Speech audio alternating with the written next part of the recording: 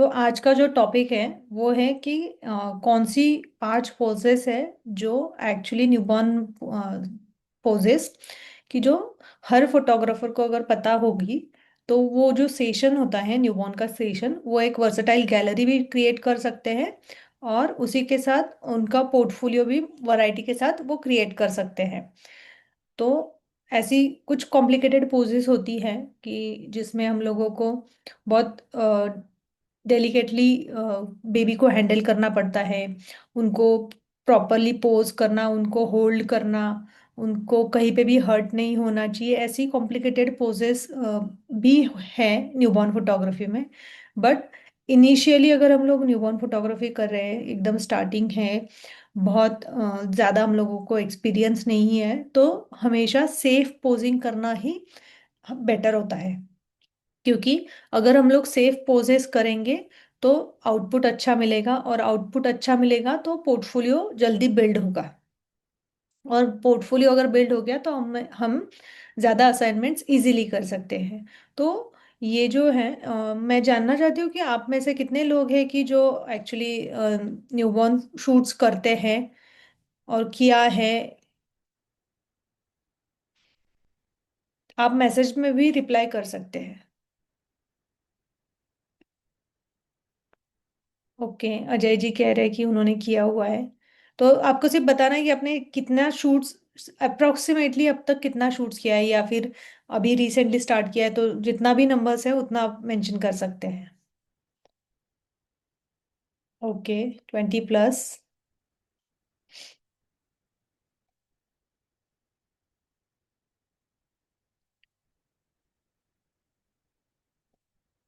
अच्छा, शुभम जी कह रहे हैं कि उन्होंने 5 किया हुआ है। वीर जी कह रहे हैं कि 2 से 3 किया हुआ है। हाँ, मतलब सब ऑलमोस्ट। अच्छा, अजीत जी कह रहे हैं कि उन्होंने 50+ न्यूबॉर्न शूट्स किया है। ग्रेट। तो आपको ऑलरेडी बहुत अच्छा एक्सपीरियंस होगा, आपने 50 शूट्स किया है तो। और कोई है जो शेयर करना चाहता है?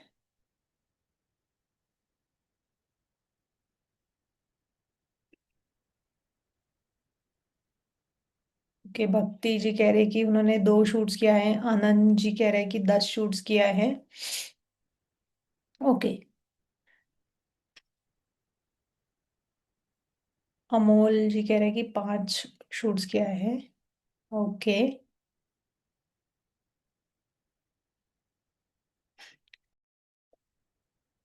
चलो, चलो अभी हम लोग आगे बढ़ते हैं। तो बेसिकली जब अभी मैं न्यूबॉर्न फोटोग्राफी के जब बात कर रही हूँ, तो उसमें स्टार्टिंग जो है उसमें हम लोगों ने एक सेशन किया था कि क्या क्या सेफ्टी मेजर्स है वो फॉलो करना ज़रूरी है। तो उसके अकॉर्डिंग हम लोग धीरे धीरे धीरे धीरे एक एक छोटा छोटा टॉपिक कवर कर रहे हैं। तो ऐसे कंटिन्यूअस ऑनलाइन सेशंस होते रहेंगे। अगर आपको लगता है कि और भी कुछ सेशंस मैं लेके आऊँ, तो वो भी आप कमेंट करके रखिए, तो उसमें से मैं चूज करती हूँ कि कौन सा सेशन एक्चुअली ऑनलाइन पॉसिबल है, क्योंकि हर सेशन ऑनलाइन लेना पॉसिबल नहीं होता है। जितना पॉसिबल है उतना हम लोग ट्राई कर रहे हैं कि ऑनलाइन जितने सेशंस कर सकते हैं मैक्सिमम उतना डेफिनेटली करेंगे। तो मैं एक न्यूबॉर्न फोटोग्राफर हूँ, मैटरनिटी एंड न्यूबॉर्न फोटोग्राफर। मैंने मेरा जो journey in newborn and maternity photography start किया वो 2018, नवंबर 2018 को मैंने स्टार्ट किया। उससे पहले मैं मल्टीपल एजेंसीज में एज अ विजुअलाइजर जॉब कर रही थी। मेरा जो बैकग्राउंड है वो है कि मेरा 2006 में मैं bachelor in fine art, bachelor of fine art होगी हुआ था मेरा। तो उसके बेसिस पे मैं जॉब कर रही थी टिल 2013 तक। फिर 2013 से लेके 18 तक विवाह फोटोज में मैं बैक एंड हैंडल कर रही थी, जिसमें मेरा photo editing, photo album designing, ये सब मैं खुद करती थी। तो बेसिकली फोटोग्राफी से मेरा जो कनेक्शन है वो 2013 से है। बट डायरेक्टली मैं खुद फोटोग्राफी नहीं करती थी। तो मैंने इंडिविजुअल फोटोग्राफी स्टार्ट किया 2018 के एंड में। और उससे पहले मैंने बहुत सारे वर्कशॉप्स किए थे, ऑनलाइन वर्कशॉप्स किए मैंने। उसके बाद भी मैंने बहुत सारे वर्कशॉप्स किए जो ऑफलाइन वर्कशॉप्स में इंटरनेशनल मेंटोर्स के किए हैं। तो ये जो मेरा एक्सपीरियंस है उसके अकॉर्डिंग मुझे जो नॉलेज मैंने गेन किया है और खुद के एक्सपीरियंस से कुछ चीज़ें, कुछ ट्रिक्स एंड टेक्निक्स डेवलप किया है, तो वही मैं मेरे सेशंस में एक्चुअली शेयर कर रही हूँ। तो अगर आपको लगता है कि और भी कुछ सेशंस है तो प्लीज़ मैसेज ड्रॉप कर दीजिए। और इसी के साथ द किड्स फोटोज हम लोगों ने स्टार्ट किया था 2015 में, सचिन और मैं, हम दोनों ने मिलकर ये स्टार्ट किया था। उस टाइम पे मैं फोटोग्राफी नहीं कर रही थी, तो उस टाइम पे मैं सिर्फ और सिर्फ पोस्ट प्रोसेसिंग का काम कर रही थी। बट अभी right now the kids photos solely मैं हैंडल करती हूँ, और सचिन मेरे साथ इसमें है। साइमल्टेनियसली हम दोनों मिलके एकेडमी रन करते हैं जिसका नाम है पापा photo audio academy of photography art, जिसके अंडर एक्चुअली हम लोग कुछ कोर्सेस, वर्कशॉप्स और ऐसे ही ऑनलाइन सेशंस भी हम लोग अरेंज करते रहते हैं। तो आपके सर्कल में कोई है कि जिनको फोटोग्राफी सीखने में इंटरेस्ट है, जिनको वेडिंग फोटोग्राफी या फिर portrait photography, studio photography, basic photography से लेके wedding, portraits and maternity, newborn kids, इन में से कोई भी फोटोग्राफी सीखना है तो आप उनको, ये जो ग्रुप हमारा है व्हाट्सएप ग्रुप जहाँ से आप ज्वाइन हुए हैं, वो ग्रुप का लिंक शेयर कर दीजिए और उनको भी ज्वाइन करने के लिए बोल दीजिए, तो वो भी ये जो हम लोग सेशंस कर रहे हैं उसका बेनिफिट ले सकते हैं। उसी के साथ फोटो आर्टियो एकेडमी के अंडर हम लोग अभी स्पेशली, आज का टॉपिक है न्यूबॉर्न फोटोग्राफी का, इसलिए मैं ये शेयर कर रही हूँ कि अभी न्यूबॉर्न फोटोग्राफी पे हमारा ऑफलाइन सेशन हो रहा है जो 28 एंड 29 ऑफ मार्च को हो रहा है। वो हमारे स्टूडियो में हो रहा है, वो ऑफलाइन सेशन है। ये 2 डेज का सेशन है जिसमें डे 1 जो है वो 23 टाइप्स ऑफ न्यूबॉर्न रैपिंग का हैंड्स ऑन प्रैक्टिस है। उसी के साथ डे 2 जो है, जो न्यूबॉर्न फोटोग्राफी के जो बेसिक्स है, पोजिंग, लाइटिंग, कौन से कैमरा एंगल्स बेस्ट होते हैं, कलर हार्मनी, कौन से गियर्स हम लोग यूज कर सकते हैं, प्रॉप्स कितना एक्चुअली में स्टार्टिंग में कितना इन्वेस्टमेंट करना जरूरी है, कैसे अलग हम लोग मल्टीपल कॉम्बिनेशंस के साथ काम कर सकते हैं, कौन सा लाइट्स, गियर्स, सब कुछ हम लोग इस वर्कशॉप में शेयर करने वाले हैं। और इसमें हम लोग जो डेमोस्ट्रेशन रहेगा वो न्यूबॉर्न डॉल पे डेमोस्ट्रेशन रहेगा, तो आपको भी पिक्चर्स क्लिक करने के लिए मिलेगा। तो आपको ये प्रैक्टिस करने के लिए वहाँ पे थोड़ा सा स्कोप रहता है, वो है कि आपको जो एंगल्स परफेक्ट लेना है वो वहाँ पे मैं गाइड कर सकती हूँ इजीली। तो उसका बेनिफिट एक्चुअली आपको आपके रियल शूट्स में होता है। तो ये 2 डेज का वर्कशॉप है। इसमें अभी अर्ली बर्ड डिस्काउंट चल रहा है जो एक्चुअली वैलिड है सिर्फ 15 मार्च तक। अगर आप 15 मार्च तक एडमिशन करते हैं तो आपको उसमें बहुत बड़ा डिस्काउंट मिल रहा है।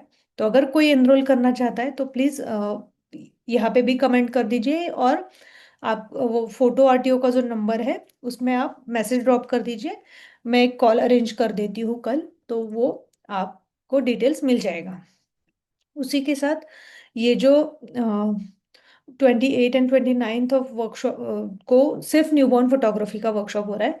और जो लोग मैटरनिटी, न्यूबॉर्न, किड्स और फैमिली पोर्ट्रेट्स में अपना करियर स्टार्ट करना चाहते हैं या ऑलरेडी कर रहे हैं, बट वो समझ में नहीं आ रहा है कि कि कहाँ से स्टार्ट करना है, कैसे कैसे सब जॉनरास को साथ में काम करना है, तो उसके लिए 5 in 1, ये 1 मंथ का फोटोग्राफी एंड एडिटिंग का कोर्स है जो एक्चुअली हम लोग कह सकते हैं कि ये स्पेशली स्टूडियो फोटोग्राफी का कोर्स है जो स्टार्ट होने वाला है 2 अप्रैल को, जिसमें newborn, maternity, kids, family portraits और उनका एडिटिंग, उसी के साथ प्रो एआई एडिटिंग, ये सब इस कोर्स का पार्ट है। ये 1 मंथ का कोर्स है। इसका जो बैच है वो स्टार्ट होने वाला है 2 अप्रैल को। ये जो कोर्स है, सॉरी मैं एक चीज़ और बताना भूल गई कि जो 28 एंड 29 ऑफ मार्च वाला जो वर्कशॉप है उसमें आपको जो हमारा ऑनलाइन रिकॉर्डेड कोर्स है 23 टाइप्स ऑफ न्यूबॉर्न रैपिंग, उसका 1 मंथ का एक्सेस फ्री मिल रहा है। सेम ये जो 5 in 1 फोटोग्राफी और एडिटिंग का कोर्स है, इसमें ये जो 1 मंथ का कोर्स है, इसमें आपको सेम कोर्स का 1 ईयर का एक्सेस फ्री मिल रहा है। जो ऑलरेडी हमारा कोर्स है कि जिसमें प्रॉपर प्रोफेशनली वो शूट किया हुआ कोर्स है, कि जहाँ से आपको एग्जैक्ट स्टेप बाय स्टेप पता चलता है कि कैसे रैप करना है क्या। तो यहाँ से जाने के बाद भी अगर आपको कभी दिक्कत आती है तो ये कोर्सेस आप इजीली हैंडल मतलब देख के आप आपका जो नेक्स्ट है वो सीख सकते हैं। और 5 in 1 में आपको एक इन डिटेल सिलेबस का बुक मिलेगा, जिसमें मैटरनिटी, न्यूबॉर्न, किड्स और फैमिली पोर्ट्रेट्स, इनका पोजिंग, लाइटिंग का बेसिक्स के साथ वाला डिटेल इंफॉर्मेशन इसमें दिया हुआ है। ये एक गाइड है जो ऑलमोस्ट आपको शायद ऐसा होगा कि आप यहाँ से जाने के बाद आपको वो देखने मतलब अगर आपको कुछ कहीं पे दिक्कत आती है तो वो आप रेफर कर सकते हैं। तो वो एक बुक है कि जो इसमें आपको मिलने वाला है। तो अगर कोई इंटरेस्टेड है तो अभी आप सिर्फ मैसेज ड्रॉप कर दीजिए, मैं आपके नंबर्स ड्रॉप कर दीजिए, मैं नंबर्स नोट करने के लिए बोल देती हूँ। वीपी रुपेश जी, प्लीज़ आप आपका नंबर शेयर करेंगे, मैं वो आपको कल डिटेल सब शेयर कर देती हूँ। अजय जी, आप भी आपका नंबर शेयर करेंगे प्लीज़। तो मैं आपको, यस,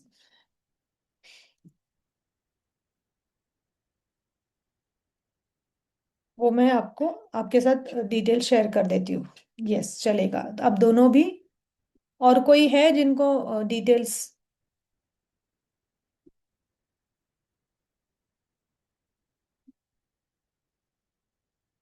और कोई है जिनको डिटेल्स चाहिए तो आप प्लीज मैसेज में नंबर डाल दीजिए। मैं वो आपको कल कॉल अरेंज करती हूँ, दोनों भी, वर्कशॉप का भी और 5 in 1 का भी डिटेल्स शेयर करने के लिए। ओके। वर्धन जी, आप मुझे बता सकते हैं आप लोग कहाँ से हो?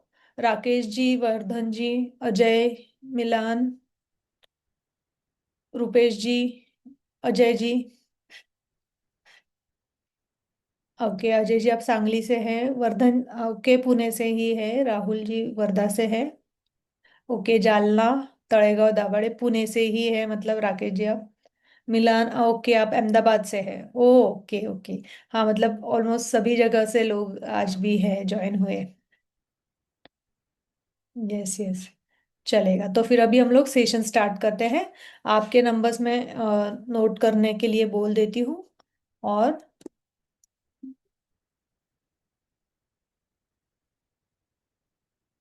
वो आपको कॉल कर देंगे, कल आपको डिटेल शेयर कर देंगे। Yes, thank you so much, thank you. तो अभी हम लोग देखेंगे कि कौन सी 5 पोजेस हैं जो एकदम सेफ होती हैं और जिसमें हम लोग मल्टीपल वैरायटी क्रिएट कर सकते हैं। तो सबसे सिंपल और इजी, कि अगर हम लोगों को बेबी को रैप करने का प्रोसेस पता है तो जल्दी बेबी काम डाउन हो जाता है। अगर बेबी काम डाउन कब होता है, कि जब वो सिक्योर फील करता है। तो जनरली रैप पोजेस जो होती है उसमें उसमें बेबी को एक्चुअली सिक्योर फील होता है, उसकी वजह से बेबीज एकदम शांत होते हैं। और अगर हम लोगों को पता है कि बेस रैप अगर हम लोग रैप करेंगे और उसके ऊपर वाला जो रैप है जो स्टाइलिंग के लिए यूज होता है वो चेंज करेंगे सिर्फ, तो हम लोग क्विक क्विक सेटअप्स में मूव हो सकते हैं। और ये जो ट्रिक है ये भी एक्चुअली मैं शेयर करने वाली हूँ वर्कशॉप में, जो 2 days का वर्कशॉप है उसमें मैं शेयर करूंगी कि एक रैप से दूसरे रैप में कैसे कन्वर्ट कर सकते हैं। वो इजी ट्रिक्स एंड टेक्निक्स है, वो भी मैं उस एक्चुअली वर्कशॉप में शेयर करने वाली हूँ। और उसी के साथ कैसे हम लोग सेटअप्स अगर मल्टीपल क्रिएट करके रखते हैं तो हम लोग रैप पोजेस के साथ जल्दी हमारा शूट फिनिश कर सकते हैं। तो इसलिए रैप्ड पोजेस अगर आप कर सकते हैं तो हम इजीली शूट जल्दी इन टाइम हम लोग फिनिश कर सकते हैं। क्योंकि ये एकदम बेस्ट होता है जब हम लोग न्यूबॉर्न्स की बात करें, तो न्यूबॉर्न्स अगर सिक्योर फील करें तो वो हमारे लिए हमेशा प्लस होता है। वो अगर एकदम कूल है, एकदम शांत सोए हुए है, अगर सोए भी नहीं है तो सिर्फ अगर आईज ओपन है तो भी अगर वो शांत रहते हैं, क्यों? क्योंकि वो सिक्योर फील करते हैं, उनको जो रिफ्लेक्स रहता है वो कुछ भी नहीं होता है। तो इसलिए हम लोगों को मल्टीपल स्टाइल्स ऑफ रैपिंग आना बहुत जरूरी होता है न्यूबॉर्न फोटोग्राफी में। और जैसे कि अभी हम लोगों को पता है कि अगर बेबी थोड़ा सा डीप स्लीप में नहीं है, तो अगर हम लोग बेबी को रैप करते हैं तो बेबी एक्चुअली में जल्दी सो जाता है। तो ये एक मेरा one of the favourite style है रैप करके न्यूबॉर्न शूट करना, क्योंकि उसमें मुझे ना वैरायटी क्रिएट करने के लिए बहुत स्कोप होता है।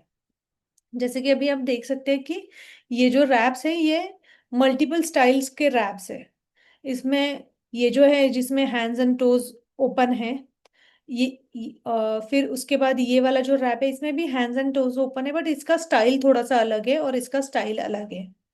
उसी के साथ ये जो है इसमें भी हैंड्स एंड टोज ओपन है, बट इसका एक अलग स्टाइल है रैप करने का। तो ऐसा कुछ नहीं होता है कि हमेशा फुल रैप वाले ही बेस्ट रैप होते हैं, तो ऐसा कुछ भी नहीं होता है।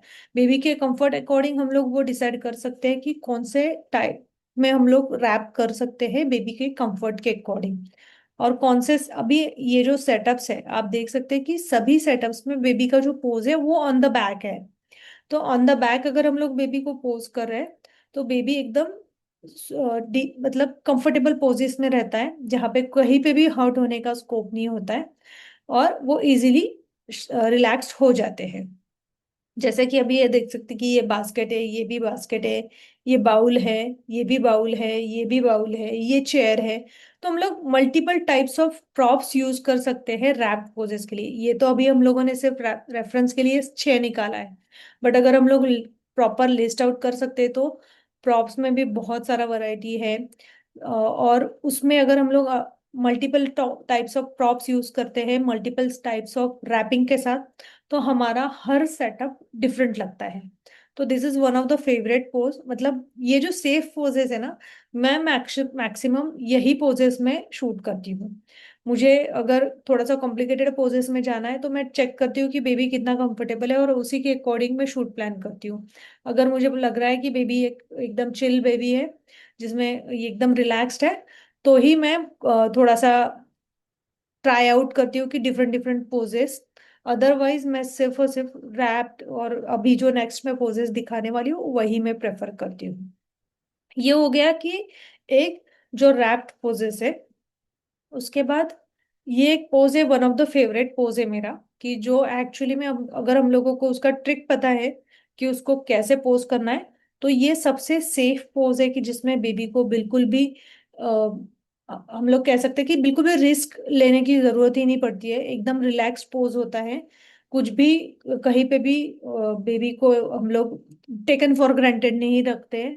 बट इसका जो पिक्चर है वो क्लिक करते टाइम अगर हम लोग प्रॉपर एंगल क्लिक करते हैं तो ये अभी जो दिख रहा है ऐसे ही पिक्चर्स क्लिक होता है कि जिसमें एक्चुअली में लगता है कि बेबी को ऐसे कैसे सुलाया होगा। बट ऐसा नहीं है। ये सिर्फ और सिर्फ कैमरा एंगल का मैजिक है, क्योंकि कैमरा का जो एंगल है वो अगर हम लोग प्रॉपर पता है तो ही हम लोग ये पिक्चर्स निकाल सकते हैं। अदरवाइज ये पिक्चर्स निकालना बहुत मुश्किल हो जाता है। क्यों? कि अगर हमारा एंगल गलत है तो हम लोग कितना भी बढ़िया पोज कर ले बेबी को, उस पिक्चर में वो वाव फैक्टर नहीं आता है। तो कैमरा एंगल बहुत मैटर करता है न्यूबॉर्न फोटोग्राफी में। और न्यूबॉर्न फोटोग्राफी में सिर्फ कैमरा एंगल नहीं, न्यूबॉर्न फोटोग्राफी के मल्टीपल फंक्शंस है कि जो एक्चुअली अगर हम लोग कहें तो वो 10 फैक्टर्स है कि जो एक्चुअली मैटर करते हैं न्यूबॉर्न की फाइनल आउटपुट के लिए। तो वो जो है ये सब मेरे वर्कशॉप में शेयर करने वाली हूँ। तो अगर कोई ज्वाइन करना चाहता है तो उनको वो बेनिफिशियल डेफिनेटली रहेगा, क्योंकि ये जो साइड लाइन पोज है ये मेरा one of the favourite pose है, कि जो अगर मुझे बीन बैक पे करना है तो मैं इस पोज से हमेशा स्टार्ट करती हूँ। क्योंकि मुझे पता है कि इस पोज में बेबीज एकदम रिलैक्स्ड रहते हैं, उनको कुछ भी मतलब रिस्क लेने की मुझे जरूरत नहीं पड़ती है। तो ये भी उसी अकॉर्डिंग मैं करती हूँ। तो इसमें अगर आप देख सकते हैं तो इसमें मैं रैप के साथ भी करती हूँ और मैं कॉस्ट्यूम के साथ भी करती हूँ। ऐसा नहीं होता है कि ये सिर्फ कॉस्ट्यूम के साथ किया जाता है, ये रैप्स के साथ भी किया जाता है। तो ये आप देख सकते हैं कि इसमें जो एंगल है तो ऑलमोस्ट सभी पोजेस जो है वो सिमिलर हैं, बट सिर्फ सभी पोजेस का जो फील है वो डिफरेंट आ रहा है, because of colour combinations. Her baby का जो कंफर्ट है उसके अकॉर्डिंग वो पोज किया हुआ है। और बेबी का पोज जो है वो हमेशा अगर कंफर्टेबल है तो हमें रिलैक्स्ड बेबी मिलता है। अदरवाइज बेबी अगर रिलैक्स नहीं है तो वो उनकी फिंगर्स से पता चल जाता है। आप देख सकते हैं कि सभी पिक्चर्स में बेबीज की जो फिंगर्स हैं वो क्लोज नहीं है, वो रिलैक्स्ड है। तो ये जो रिलैक्स्ड फिंगर्स होता है ना, ये एक्चुअली पिक्चर में ब्यूटी ओपन करता है। अगर हम लोगों को पता नहीं है कि हम कैसे ये करना है, तो जनरली क्या होता है कि हम लोगों को लगता है कि बेबी को हम लोगों ने ऐसे पोज कर दिया, तो बेबी का हाथ अगर ऐसा है तो हम लोगों को वो पता नहीं चलता है कि एक्चुअली ये रिलैक्स पोजीशन नहीं है। तो वो जो फिनिशिंग टचेस है वो करना बहुत इंपॉर्टेंट होता है। और बहुत बार बेबीज जो है वो खुद को स्क्विज कर लेते हैं क्योंकि वो रिलैक्स नहीं होते हैं। तो वो स्क्विज कर लेते हैं तो उसकी वजह से भी वो पिक्चर पोज में जो सॉफ्टनेस आना चाहिए वो नहीं आता है। तो वो सॉफ्टनेस आने के लिए पोज रिलैक्स होना, बेबी रिलैक्स रहना बहुत जरूरी होता है। और ये पोज जो है वो बेबी के अकॉर्डिंग कन्वर्ट करना होता है। इसके लिए एक ट्रिक है जो एक्चुअली मैं शेयर करती हूँ मेरे हर वर्कशॉप में, क्योंकि ये मेरा गो टू पोज है कि जो मुझे हमेशा हमेशा में अच्छा लगता है। तो ये भी एक one of the best favourite pose है। और थर्ड पोज ये है कि जो हम लोगों को हर किसी को पता है एक्चुअली, और बहुत सारे फोटोग्राफर्स है जो ये इजीली कर लेते हैं। तो बेसिकली पोटैटो सैक पोज जो होता है वो, पोटैटो सैक पोज में हमेशा बेबी का जो नेक है उसको सपोर्ट मिलता है, और उसका जो हैंड्स होता है उसके ऊपर उसका चिन सपोर्ट करता है। तो उसकी वजह से क्या होता है कि हम इजीली हम लोग बेबी को पोज कर सकते हैं। बट फिर भी हम लोगों को बेबी के हेड को सपोर्ट देना बहुत जरूरी होता है। ऐसा नहीं है कि बेबी हेड मूव करेगा, बट अगर हम लोग नहीं करेंगे तो वो नहीं चलता है, क्योंकि रिस्क लेना बिल्कुल अच्छी बात नहीं है। तो हर पोज में बेबी के लिए स्पॉटर रखना बहुत जरूरी होता है। विदाउट स्पॉटर कभी भी शूट नहीं करना है, अदरवाइज हम लोग फ्रीली शूट नहीं कर सकते हैं। तो ये जो है इसमें बहुत सारा क्रिएटिविटी हम लोग कर सकते हैं पोटैटो सैक में। बट इसका जो रैपिंग होता है उसमें एक्चुअली प्रॉपरली बैक सपोर्ट देना जरूरी होता है, हेड सपोर्ट देना जरूरी होता है। तो ये अगर रैप आपको अच्छे से आता है तो ये पोजेस हम लोग मल्टीपल वैरायटी क्रिएट कर सकते हैं। और ऐसा कुछ भी नहीं है कि ये सिर्फ और सिर्फ बिन बैक पे क्रिएट किया जा सकता है, ये हम लोग प्रॉप में भी क्रिएट कर सकते हैं। उसकी कुछ सैंपल पिक्चर्स अभी हम लोग देखेंगे।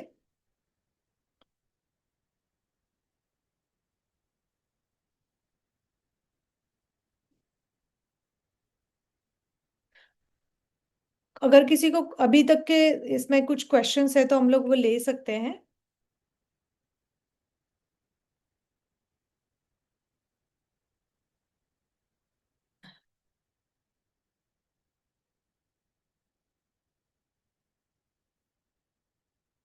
ओके, भक्ति जी पूछ रही कि व्हाट इज स्पॉटर। तो अगर हम लोग बेबी को पोज कर रहे हैं तो बेबी की तरफ ध्यान रखने के लिए हम लोगों को किसी को तो भी खड़ा करना जरूरी होता है। वो हमारा असिस्टेंट भी हो सकता है या फिर बेबी के पेरेंट्स भी हो सकते हैं, दोनों में से मॉम डैड में से कोई एक भी हो सकता है। तो अगर बेबी की तरफ ध्यान रखने के लिए कोई है तो हम लोग रिलैक्स होके पीछे जाके शूट कर सकते हैं, अदरवाइज हम लोग शूट नहीं कर सकते। इसलिए वो स्पॉटर होना जरूरी होता है। ओके, अभी तक का जो हुआ उसमें किसी को कुछ क्वेश्चन, तो ये क्वेश्चन है इसमें कि 6 मंथ के बेबी को कैसे कर सकते हैं। अभी का जो सेशन है वो है न्यूबॉर्न सेशन।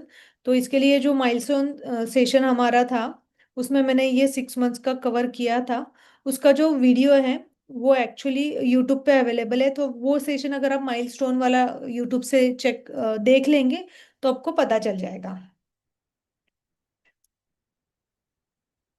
पोटैटो सैक में बेबी का सपोर्ट उसके लेग्स पे होता है या कुछ सपोर्ट नीचे दिया होता है प्रॉप से। तो बेसिकली जब हम लोग बेबी को पोटैटो सैक में पोज करते हैं तो उसका जो बॉटम होता है उसके अराउंड हम लोगों ने वो डोनट पिलो रखा ही होता है, और उसमें उसको हम लोग प्लेस करते हैं। तो डेफिनेटली सपोर्ट जरूरी होता है बॉटम में, विदाउट सपोर्ट वो नहीं कर सकते। ओके, आप बेबी को सिटिंग कैसे करते हो? तो अभी आज के जो पोजेस हम लोग देख रहे हैं ना, ये ना सेफ पोजेस हम लोग देख रहे हैं। और जो आपका क्वेश्चन है वो हम लोग ऑनलाइन सेशन में नहीं एक्सप्लेन कर सकते। तो आप मेरा जो वर्कशॉप होने वाला है 28 एंड 29 को, वो ज्वाइन कर लीजिए। ये वाला क्वेश्चन मैं डेफिनेटली सॉल्व कर दूंगी। और किसी को कुछ क्वेश्चंस हैं? ओके।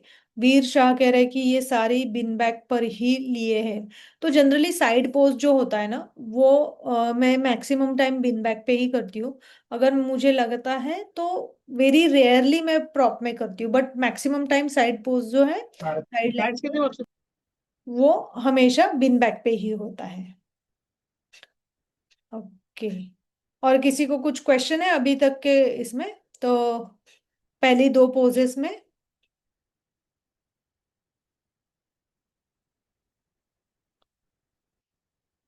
ओके, चलेगा। तो हम लोग थोड़ा सा आगे जाते हैं।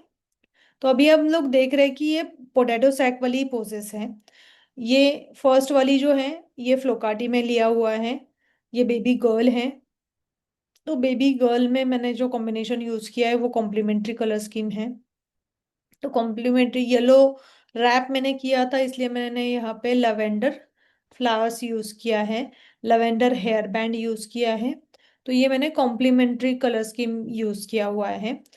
फिर ये जो है ये एक्चुअली थोड़ा सा हम लोग कह सकते हैं कि ट्रेडिशनल डिवोशनल थीम कह सकते हैं, कि श्री श्री राम जी के कंसेप्ट पे मैंने ये किया था। तो उसमें जो श्री राम जी का नाम का जो फैब्रिक है, वो सिर्फ एक अपर लेयर है। इसके अंदर मैंने पहले बेबी को प्रॉपरली जर्सी रैप से रैप कर लिया था, और ये सिर्फ अपर लेयर है।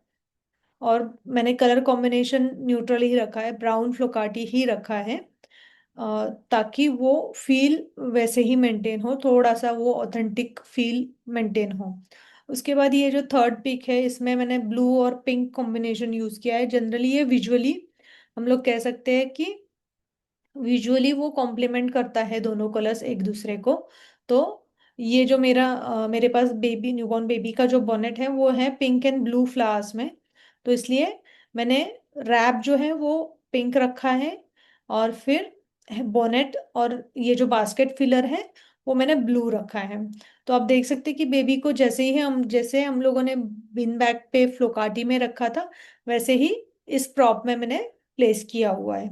सिमिलरली ये वाला जो सेटअप है ये भी बास्केट में मैंने बेबी को प्लेस किया हुआ है पोटैटो सैक की पोज में।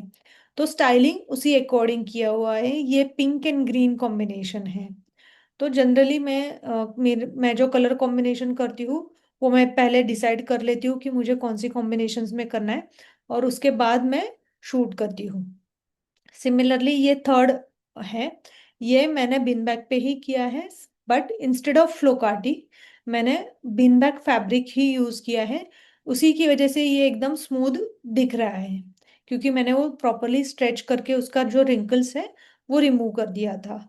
और यहाँ पे जो रैप, ये जो प्लेन फैब्रिक है, बिन बैग फैब्रिक, उसकी वजह से ये जो बो है, गिफ्ट बो, ये इस यहाँ पे इजीली दिख रहा है।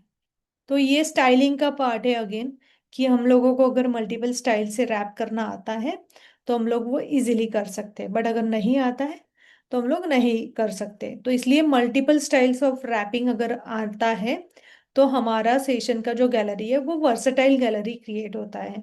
ऐसा नहीं है कि सिर्फ हम लोगों को दो टाइप के रैप्स आ गए तो हम लोग इजीली सेशन फ्लो कर सकते हैं। तो उसके लिए हम लोगों को ज़्यादा चैलेंजेस आता है। तो आप जितना मैक्सिमम टाइप्स ऑफ रैपिंग सीखेंगे, उतना आपका पोर्टफोलियो ज़्यादा बेटर और अलग, बाकी फोटोग्राफर्स के कंपैरिजन में अलग दिखेगा आपको। सिमिलरली ये भी एक फ्लोकाटी पे ही है, और ये येलो रैप है। और ये थोड़ा सा फैब्रिक मैंने टेल के जैसा रखा था, क्योंकि मुझे वो स्टाइलिंग वैसा करना था। तो इसलिए ये जो है, ये भी सिंपल पोटैटो सैक ही है। और आप देख सकते हैं कि बेबीज का जो बॉटम है वो काफी बड़ा नहीं दिखता है। उसका रीजन है कि जब हम लोग बेबी को रैप करते हैं तो जो बॉटम का एरिया है वो एक्चुअली सपोर्ट के लिए यूज किया जाता है। बट बहुत सारे इसमें हम लोग देखते हैं कि बेबी के फेस के कंपैरिजन में बॉटम काफी बड़ा है, तो उसमें ब्यूटी कम हो जाता है। तो ये हमेशा ध्यान रखने की जरूरत है कि हम लोग बेबी को किस टाइप से रैप करें और किस टाइप से पोज करें, क्योंकि पोजेस जो होता है वो एक्चुअली मैटर करता है कि हम लोगों ने कितना ब्यूटी ओपन कर रहे हैं उसमें। इसमें अभी बिन बैग के अकॉर्डिंग किसी को कुछ क्वेश्चंस?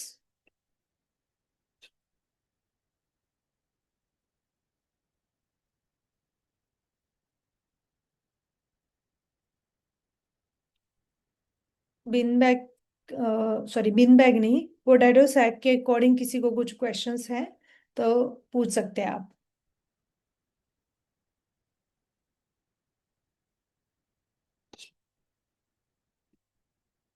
ओके। तो आपको समझ में आ रहा है कि कैसे मैं ट्राई करती हूँ different variety of poses? Okay. Newborn shoot करना हो तो कितने मंथ पे करना चाहिए? कितना मंथ तक न्यूबॉर्न फोटोग्राफी चलेगा? तो जनरली कैसे होता है कि आइडियल टाइम अगर मुझे पूछा जाए तो वो होता है 5 to 15 डेज। बट अगर हम लोगों के पास जो क्लाइंट आ रहे हैं वो 1-1.5 मंथ तक के बेबीज अगर लेके आ रहे, तो भी हम लोग न्यूबॉर्न शूट कर सकते हैं। बट उसके लिए हम लोगों को बहुत सारा प्रैक्टिस करना बहुत जरूरी है। उसके लिए हमें उसका जो ट्रिक्स एंड टेक्निक्स है बेबी हैंडलिंग का, वो पता अगर है तो हम लोग 1.5 मंथ 2 मंथ्स तक के बेबीज को भी इजीली हैंडल कर सकते हैं। बट उसके लिए नॉलेज रहना बहुत जरूरी है कि एग्जैक्टली वो जो एज ग्रुप है वो वाले बेबीज कैसे रिएक्ट होते हैं, उनके अकॉर्डिंग, उनके कंफर्ट के अकॉर्डिंग कौन सा रैप अभी हम लोगों को करना चाहिए। ये जो डिसीजंस लेना होता है कि उनके अकॉर्डिंग कौन से, किस टाइप के प्रॉप में हम लोग उनको प्लेस कर सकते हैं, किस टाइप का पोजेस कर सकते हैं, उसमें उतना टाइम वो बच्चे नहीं देते। तो हम लोगों को पता होना बहुत जरूरी है कि एग्जैक्टली कहाँ पे लाइट का पोजीशन होना चाहिए, किस एंगल से पिक्चर्स क्लिक करने हैं। कि अगर हम लोगों के पास कम टाइम है तो हमें इन सब चीजों का अगर नॉलेज है तो हम लोग डेफिनेटली कर सकते हैं थोड़े से ओल्डर बेबीज का। ओके, कुणाल जी पूछ रहे हैं कि पोटैटो सैक में रैप्स के कितने लेयर्स होते हैं ताकि बेबी अपराइट स्टेडी रहे? जनरली मैं पहले बेस रैप कर लेती हूँ, उसके ऊपर मैं फिलर ऐड करती हूँ और उसके ऊपर से मैं एक रैप करती हूँ। बट अगर आपके पास फिलर नहीं है तो और एक रैप ऐड करना है, मतलब नीचे 2 रैप्स होता है और ऊपर स्टाइलिंग के लिए थर्ड रैप होता है। तो ये इतना जरूरी होता ही है, कंपल्सरी।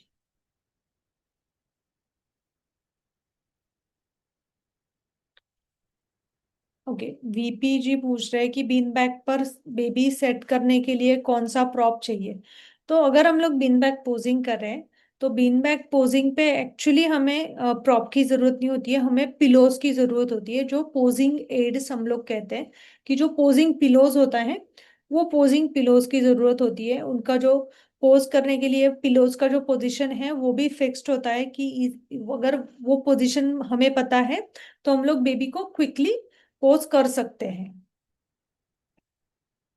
तो इसलिए बिन बैग पे एक्चुअली पोजेस के लिए बिन जरूरी होता है, प्रॉप्स नहीं।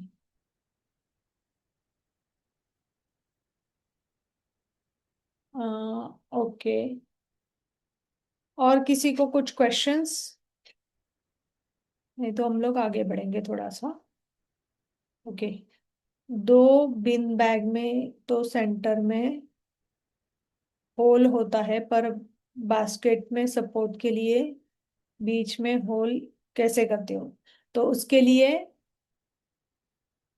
तो बेसिकली मैं बिन बैग पे, मेरा जो बिन बैग है उसको कोई होल नहीं है, तो इसलिए मैं डोनट पिलो करके, एक डोनट जो होता है ना हमारा खाने वाला डोनट, उसके स्टाइल का बड़ा पिलो आता है, वो पिलो मैं यूज करती हूँ पोटैटो सैक के लिए। और प्रॉप में भी मैं वही पिलो यूज करती हूँ, उसकी वजह से वो बेबी प्रॉपरली सेट हो जाता है। बिन बैग का पूरा किट होता है, हाँ। बहुत सारे प्रॉप वेंडर के पास वो अवेलेबल है। पोजिंग एड्स का पिक अभी तो मेरे मेरे पास इमीडिएट नहीं है, मैं ग्रुप में डालती हूँ कि कौन से पोजिंग एड्स होते हैं। मैम, बेबी को मल्टीपल लेयर्स में सफोकेटिंग तो हो तो हाउ वी विल नो। अगर आप जब हम लोग बेबी को रैप करते हैं ना, उसका जो ट्रिक्स है, उसी ट्रिक्स से अगर हम लोग बेबी को रैप करेंगे तो बेबी को बिल्कुल सफोकेट फील नहीं होता है। तो वो राइट प्रोसेस पता होना जरूरी है बेबी को रैप करने का। रैंडम अगर हम लोग रैप करेंगे, बेबीज के हैंड्स टोज जो है वो प्रॉपरली प्लेस्ड नहीं है, तो बेबी हर्ट होने का चांसेस होता है। तो वो पहले प्रॉपर प्रोसेस पता होना बहुत जरूरी है। काजल जी पूछ रहे हैं कि जब हम पोटैटो पोज करते हैं तो बेबी के हेड को सपोर्ट देना जरूरी होता है या विदाउट सपोर्ट भी हो जाता है। तो जनरली अगर हम लोग पोटैटो सैक पोज करें तो नेक को सपोर्ट मिल जाता है, और हेड का जो सपोर्ट है वो हैंड्स पे होता है। बट फिर भी स्पॉटर रखना जरूरी है। हेड को पीछे से होल्ड करने के लिए 1 2 3 पिक्चर्स क्लिक फिर से सपोर्ट देना है, क्योंकि अगर वो हेड पीछे करते हैं तो हर्ट होने का चांस होता है। तो इसलिए वो रिस्क नहीं लेना है, क्योंकि हेड पीछे जाने के बाद बॉटम के कंपैरिजन में बेबीज का हेड का वेट ज्यादा होता है, तो वो पीछे की साइड में गिरने का स्कोप होता है, तो वो अवॉइड करना है। ओके, चलेगा। तो अभी हम लोग थोड़ा सा नेक्स्ट मूव होते हैं, फिर से कुछ क्वेश्चंस लेंगे। और थर्ड पोजेस होता है, जो होता है कि हम लोग अगर बेबी की विथ मॉम डैड वाली पोजेस लेते हैं तो उसमें भी बेबीज को हम लोगों को हैंडल करने की जरूरत नहीं होती है, एकदम प्रॉपरली होल्ड करने वाले पेरेंट्स होते हैं। तो वो जो रिस्क फैक्टर है बेबी को पोज करने का वो काफी कम हो जाता है जब हम लोग फैमिली की पोजेस करती हैं, क्योंकि बेबी जो है वो उनकी हाथ में होता है तो वो सेफ होता है। उसके अलावा एक्चुअली जब भी वो बेबी को हाथ में लेते हैं ना, वो एक इमोशनल कनेक्शन होता है बेबी और पेरेंट्स में। तो वो हम लोग एक्सप्रेशंस एक्चुअली कैप्चर कर सकते हैं, क्योंकि हम लोगों को उनको एक्सप्लेन करना नहीं पड़ता है कि उनको एक्सप्रेशंस देना है करके। तो वो नेचुरली एक्सप्रेशंस आ जाते हैं।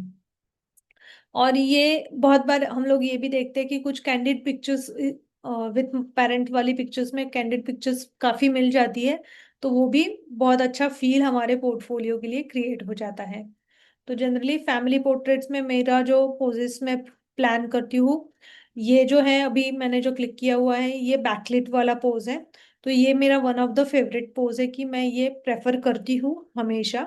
इसमें मैं दो टाइप से काम करती हूँ, एक जो है अभी हम लोग देख रहे हैं कि प्रॉपरली एक्सपोज पिक्चर, और कहीं पे भी ड्रामेटिक लाइटिंग ज्यादा नहीं है, हाइलाइट्स जो है वो प्रॉपर दिख रहे हैं और फील लाइट भी प्रॉपर है। उसी के साथ और एक स्टाइल से आता है पिक्चर जिसमें फील लाइट में ऐड नहीं करती हूँ, मैं सिर्फ बैकलाइट ऐड करती हूँ। सिमिलर पोज में आपने देखा होगा शायद मेरे पोर्टफोलियो में।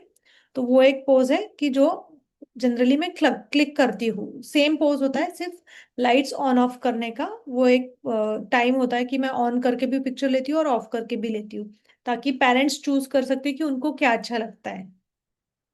सिमिलरली हम लोग देख सकते हैं कि अभी बेबी की जो पिक्चर्स हैं वो बेबी को डैड ने होल्ड किया हुआ है। ये भी बैकलाइट पिक्चर है जिसमें नोज टू नोज टच है। इसके ऊपर एक पिक्चर है जिसमें मॉम ने प्रॉपरली होल्ड कर लिया किया है बेबी को, और वो जो इमोशंस है वो हम लोग देख सकते हैं उनकी फीचर्स में, फेसेस पे।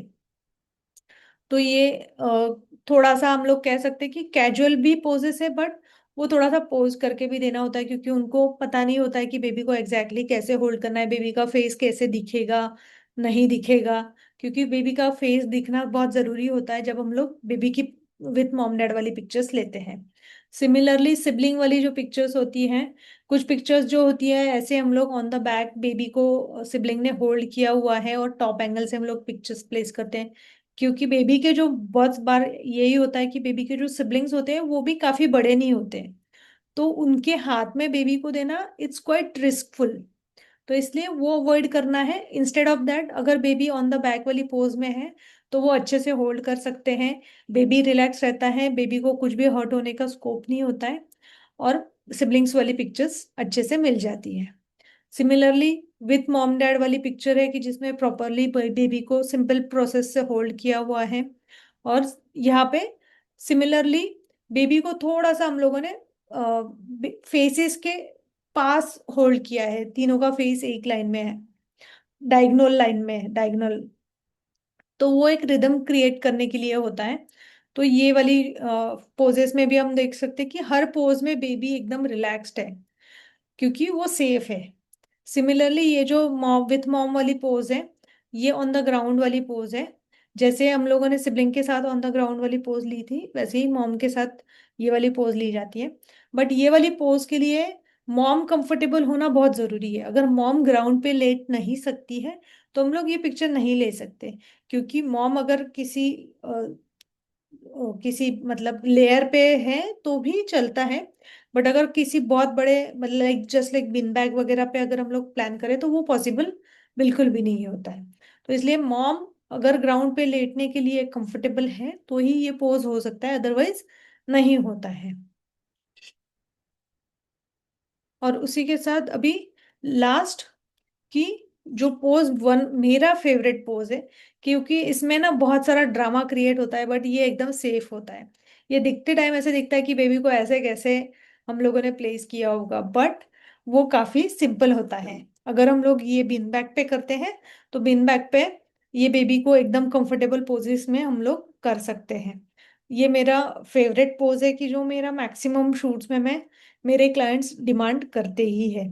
तो इसमें स्टाइलिंग में हम लोगों को थोड़ा सा स्कोप मिल जाता है, कलर कॉम्बिनेशन में स्कोप मिलता है, बॉय है गर्ल है उसके अकॉर्डिंग हम लोग अच्छे से कर सकते हैं।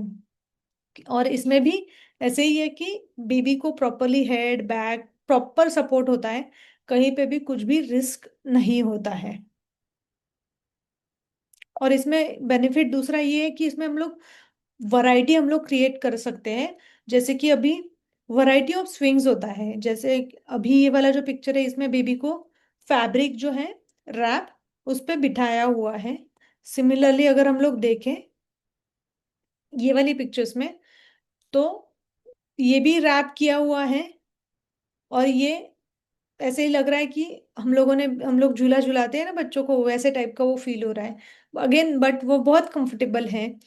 सिमिलरली ये भी रैप किया हुआ है। इसमें भी फिर इसमें थोड़ा सा कंसेप्ट हम लोगों ने क्रिएट किया है कि जब हम लोग रैबिट जो होता है उसको कैरेट बहुत पसंद होता है, और रैबिट को बेबी को रैबिट का ड्रेस पहनाया था इसलिए उसके हाथ में कैरेट दे दिया, और rabbit is on the clouds, sky में है, ऐसा वो फील देने के लिए वहां पे क्लाउड्स ऐड कर दिया, स्टार्स ऐड कर दिया।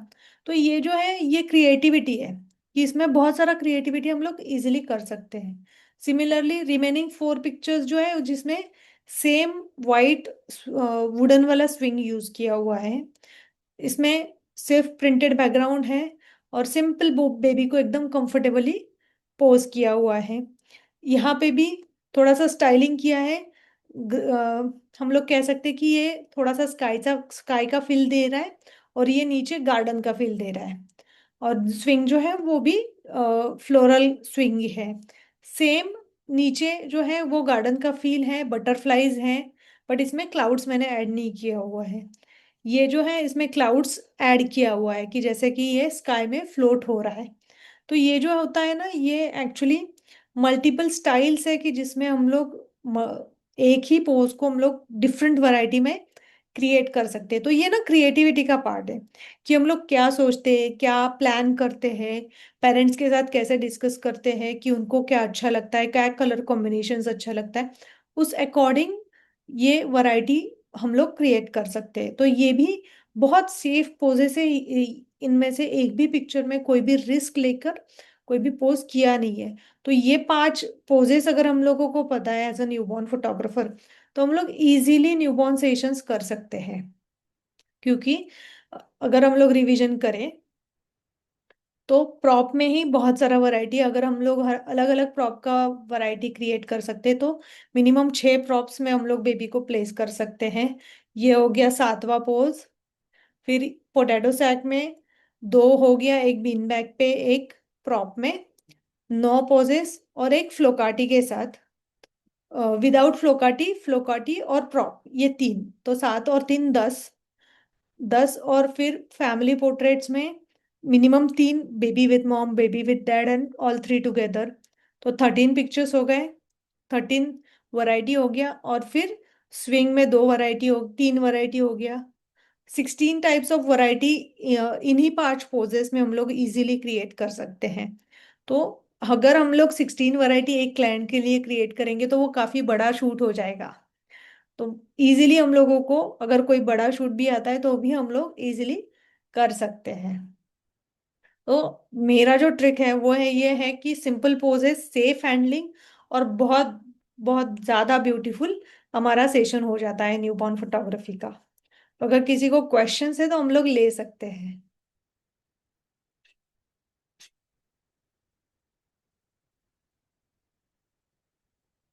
और कोई, आई थिंक बहुत सारे लोग पहले स्टार्ट में ज्वाइन नहीं हुए थे, तो मैं सिर्फ ये ओपन कर देती हूँ कि अगर कोई इंटरेस्टेड है इन 2 सेशंस में, एक मेरा वर्कशॉप होने वाला है 28 एंड 29 को, न्यूबॉर्न फोटोग्राफी वर्कशॉप, अगर कोई इंटरेस्टेड है तो प्लीज आपका नंबर कमेंट में डाल दीजिए।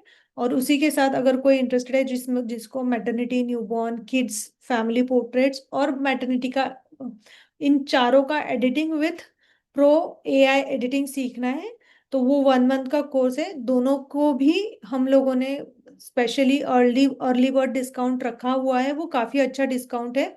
अगर कोई एनरोल करना चाहता है तो आप नंबर सिर्फ ड्रॉप कर दीजिए, मैं डिटेल्स के लिए कॉल अरेंज करवा देती हूँ। ओके, वीर जी पूछ रहे हैं कि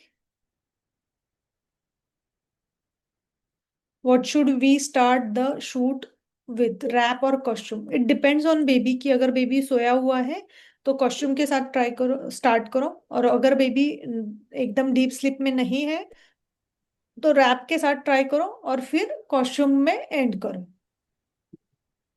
लास्ट वाली स्विंग पोज जो थी वो सिर्फ बीन बैग पे ही कर सकते हैं या कुछ और लेयर पे भी कर सकते हैं? तो जनरली जो डॉग बेड करके एक आता है, अमेजोन पे मिलता है, तो उस पे भी आप कर सकते हैं स्विंग वाली पोज। बट वो थोड़ा सा कॉम्प्लिकेटेड होता है क्योंकि उसमें ऑन द टॉप वाली पिक्चर्स में हम लोगों को काफी झुकना पड़ता है। तो इसलिए मैं बिन बैग ही सजेस्ट करूंगी। ओके, प्रयाग जी आपको मैं कॉल अरेंज करवा देती हूँ कल। क्लोथ कितने शॉट के बाद वॉश करने हैं, सिंगल शूट या के बाद? यस, एवरी शूट के बाद जो भी कॉस्ट्यूम्स, जो भी बेस रैप्स होता है वो हमेशा वॉश होना बहुत जरूरी है।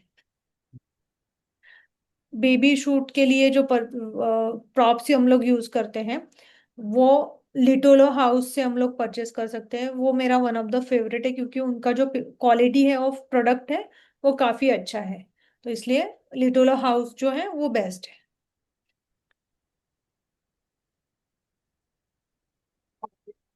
और कोई? Okay, newborn baby walk start करने के लिए मिनिमम सेटअप्स क्या चाहिए?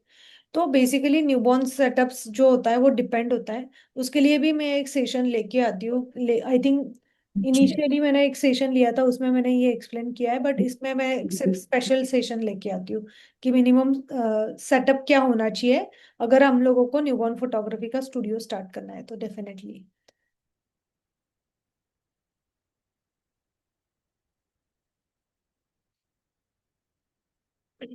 और किसी को कुछ क्वेश्चंस?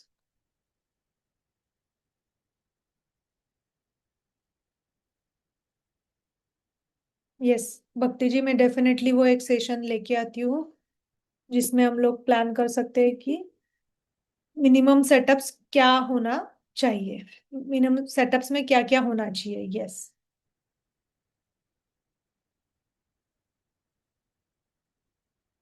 और किसी को कुछ क्वेश्चंस?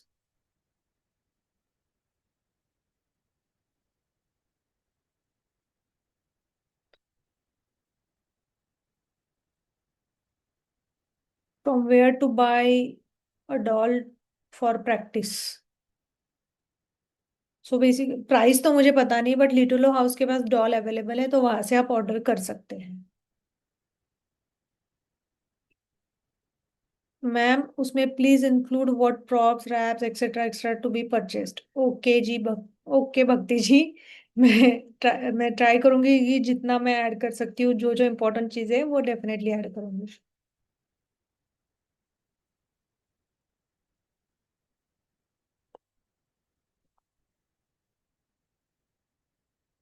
और किसी को कुछ क्वेश्चंस?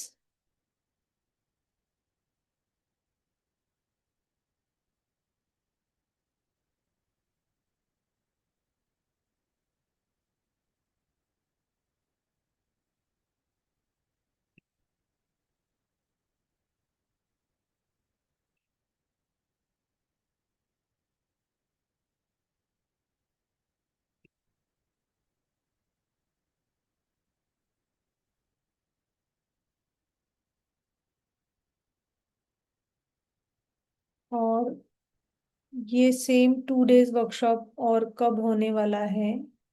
इस टाइम थोड़ा डिफिकल्ट है, आपको बाद में व्हाट्सएप पे बताता हूँ। ओके, ठीक है कुणाल जी। अभी अ, अभी तो है, बट नेक्स्ट का जब डिक्लेयर होगा तो मैं ग्रुप में डाल दूंगी, तब आप ज्वाइन कर लीजिए, नो प्रॉब्लम एट ऑल।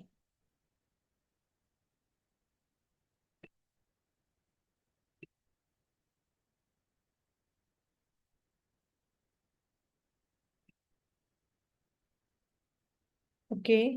और किसी को कुछ इस शूट के लिए लगने वाले बैकड्रॉप्स एंड प्रॉप्स आपके पास अवेलेबल है? जी नहीं, मैं प्रॉप वेंडर नहीं हूँ, मैं एक फोटोग्राफर हूँ। अगर आपको कुछ भी प्रॉप्स वगैरह चाहिए तो आप लिटुला हाउस से परचेस कर सकते हैं।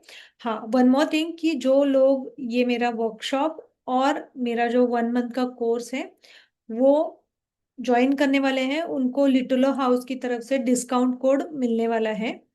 तो अगर आपको कुछ परचेस करना है तो वो आप वर्कशॉप के बाद या फिर 1 month का बैच का कंप्लीट होने के बाद ही कीजिए, क्योंकि वो भी एक उसमें बेनिफिट है कि आपको वहां पे डिस्काउंट कोड मिलेगा।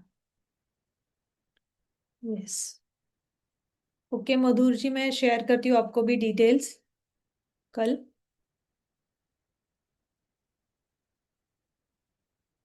और लास्ट लास्ट क्वेश्चन किसी को कुछ?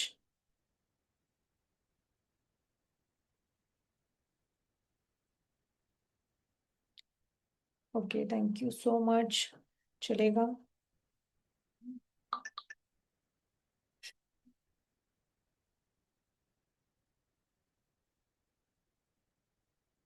ओके, चलेगा, फिर मिलते हैं हम लोग नेक्स्ट सेशन में। और कल का जो सेशन है उसमें कौन कौन आने वाला है मुझे बता सकते हैं आप में से? ये फीमेल फोटोग्राफर्स के लिए कल का जो है वो न्यूबॉर्न का जो वर्कशॉप है, ये फीमेल्स के लिए है। Thank you so much Ajit ji. कल का जो फ्री सेशन है वो फीमेल के लिए है, on the occasion of women's day. कल 2 बजे, 2 बजे है, 2 to 5 है। आई थिंक आप ना फोटो ऑडियो के नंबर पे मैसेज कर दीजिए, क्योंकि उसका रजिस्ट्रेशन ऑलरेडी बुक फुल हो चुका है। बट एक बार आप वो कंफर्म कर लीजिए, पॉसिबल है तो वो कर सकते हैं। Possible to have the same session online also? ये जो सेशन है वो स्पेशली ऑफलाइन है और फीमेल्स के लिए है। ऑनलाइन जी नहीं, ये ऑफलाइन सेशन है। यस, शूट से पहले टर्म्स एंड कंडीशंस का जो लिस्ट होता है वो क्लाइंट ने अप्रूव करना बहुत ज़रूरी होता है, तो उसी के बाद मैं शूट करती हूँ। कल का जेंट्स को अलाउड कर सकते हैं क्या प्लीज? जी नहीं, आई एम सो सॉरी। ये सिर्फ और सिर्फ फीमेल्स के लिए है, और specially for the women's day. तो इसलिए इसमें मेल पार्टिसिपेंट्स को अलाउड नहीं है।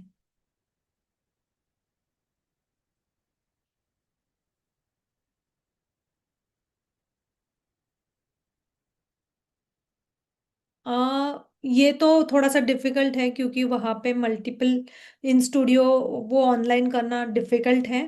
तो इसलिए वो ऑनलाइन तो नहीं हो सकता। तो नेक्स्ट टाइम आप डेफिनेटली, एक्चुअली मैं एवरी ईयर वुमेन्स डे पे एक वर्कशॉप करती हूँ, और वो फ्री होता है। अ, वो अराउंड 2 to 3 आवर्स का वर्कशॉप होता है, वो फ्री होता है। और वहाँ पे एंट्री फीस भी नहीं होता है, specially for the females only.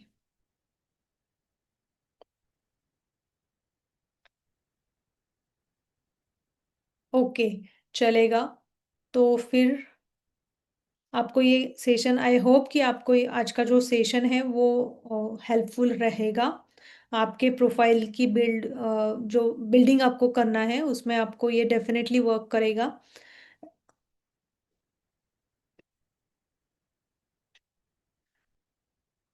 तो आपको जिन जिन जिन लोगों को लगता है कि ये जो सेशंस हम लोग ले रहे हैं, मैं और सचिन सर, और जो फ्री, स्पेशली जो फ्री सेशंस है जो आपको, जी, वो जो टर्म्स एंड कंडीशंस है वो मेरे एक एक्चुअली ऑनलाइन कोर्स का भी पार्ट है, तो वो अगर आप परचेस करते हैं तो आपको वो भी मिल जाएगा। तो अगर आपको लगता है कि ये सेशंस आपको अच्छा लगता है, ये आपको यूज़फुल है, ये बेनिफिशियल है आपके करियर के लिए, तो अगर आप गूगल पे जाके photo audio academy of photography art को अगर जेन्युइन गूगल रिव्यू दे सकते हैं, तो it will be really appreciated. कि अगर आपका आपको जो कमेंट्स आप यहाँ पे डाल रहे हैं कि अच्छा लगा वगैरह वगैरह, तो प्लीज़ वहाँ पे भी वो डालिए, तो हमें भी वो अच्छा लगेगा कि हम लोग जो कर रहे हैं उसका वो हमारे लिए टोकन ऑफ अप्रिसिएशन रहेगा। Okay, thank you Kunal ji. Niche topic, today's niche topic, it is really helpful for beginners like us. Thank you so much for such amazing sessions. Please share Google link in the group. Definitely मैं Google link share करती हूँ, link Google इसमें। And yes, भक्ति जी, मैं definitely share करूँगी। Thank you so much Gayatri. Thank you for all your efforts, truly appreciated. Thank you so much. BM, I couldn't read your name, तो मुझे आपका नाम नहीं पता है। यस, सचिन सर ने ऑलरेडी अभी मैसेज में ग्रुप में गूगल सर गूगल रिव्यू का लिंक डाल दिया है। ओके, बीना, यस यस। तो वो लिंक अभी यहाँ पे भी डाला हुआ है, तो अगर आप क्विकली 5 मिनट निकाल सकते हैं तो मुझे भी अच्छा लगेगा। और मैं ट्राई करूंगी कि ऐसे ही कुछ ना कुछ सेशंस हम लोग लेके आए, और ये जितना हम लोग ट्राई कर सकते हैं उतना डेफिनेटली ट्राई करेंगे, definitely. Yes, thank you Nitish sir. Thank you so much. तो चलो मिलते हैं फिर से नेक्स्ट सेशन में। और जिनको जिनको और बाद में भी लगता है कि कोर्सेज और वर्कशॉप के बारे में इंफॉर्मेशन चाहिए, तो प्लीज़ जो ग्रुप के एडमिन्स हैं उनको आप मैसेज ड्रॉप कर सकते हैं। तीनों भी नंबर्स हम लोग एक्टिव होते हैं और आपकी हेल्प के लिए हमेशा रहेंगे। Yes, so thank you so much. मिलते हैं नेक्स्ट सेशन में।